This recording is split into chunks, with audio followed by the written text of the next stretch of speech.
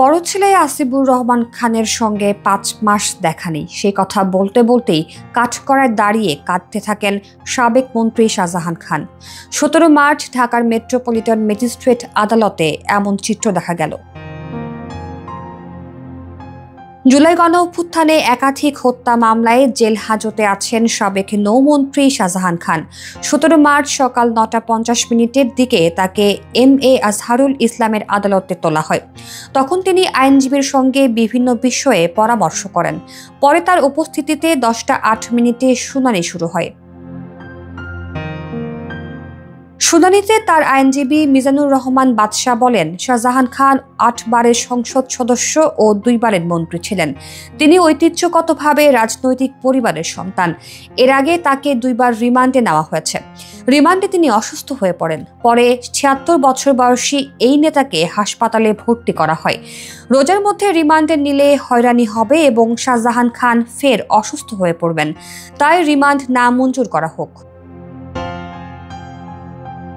Remand শুনানি চলাকালে ১০টা ২৭ শাহজাহান খান বলেন, মাননীয় আদালত, আমি কথা বলতে চাই। পরে আদালতের অনুমতি নিয়ে কথা বলতে শুরু করেন তিনি। এ সময় তিনি বলেন, আমি কোনো কিছুতে জড়িত না। এখন কেন এই মামলা হলো? শুধু আমার বিরুদ্ধে না, আমার বড় ছেলে আসিফুর রহমানকে আসামি করা হয়েছে। এ সময় ছেলের কথা মনে করে কাঁদতে শুরু করেন এই আওয়ামী নেতা। আবেগ আপ্লুত হয়ে তিনি বলেন, আমার ছেলের সঙ্গে ৫ মাস হয়েছে আমার দেখা নেই। এমন অবস্থায় বিচারক তাকে থামিয়ে তার আইনজীবীর মাধ্যমে কথা বলার নির্দেশ দেন। তবুও শাহজাহান খান ২ হাত জোর করে কথা বলার সময় চেয়ে নেন।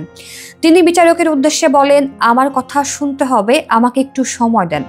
ষড়যন্ত্রমূলকভাবে এই মামলা দেওয়া হয়েছে। তিনি কাঠগড়ায় দাঁড়িয়ে টিস্যু দিয়ে ২ চোখ মুছতে থাকেন।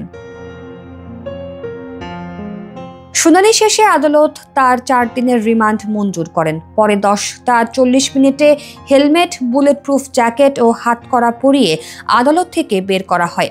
হাজতখানায় নেওয়ার সময় শাহজাহান খান বলেন, পুলিশ বলেছে কথা বলা নিষেধ। এটা গণতান্ত্রিক দেশ। আমি সারা জীবন কথা বলে এসেছি, কথা বলেই যাব। পরে হাসতে হাসতে তিনি হেঁটে হাজতখানায় যান।